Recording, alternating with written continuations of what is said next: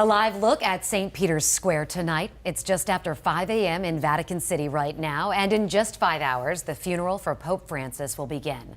The Pope's coffin was sealed on Friday. The Vatican says more than 250,000 mourners visited Pope Francis to pay their respects. After his funeral tomorrow, a procession will take the Pope to the Basilica of St. Mary Major, his favorite church in Rome, where he will be laid to rest. As the world waits for Pope Francis to be laid to rest, a couple in Tampa is reflecting on a memory they shared with him. 10 Tampa Bay's Miguel Octavio spoke to a couple blessed by the late Pope.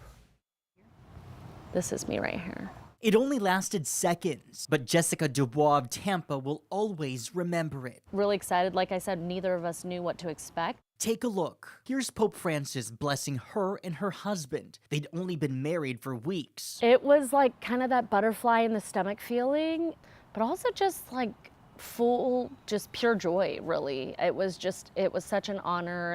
The year was 2013. The papal conclave just elected Pope Francis. The world had yet to learn much about him. I didn't know what to expect. But it didn't take long for Jessica to understand why the world would call him the people's pope. He had this very just calmness and authenticity about him, that he just genuinely cared about everybody, and there was no discrimination.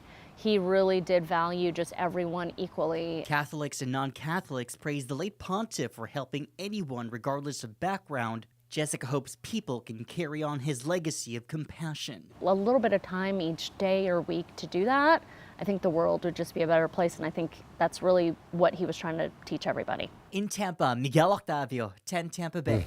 And world leaders are set to attend the funeral of Pope Francis hours from now, including President Trump and former President Biden. Pope Francis, by the way, was 88 years old.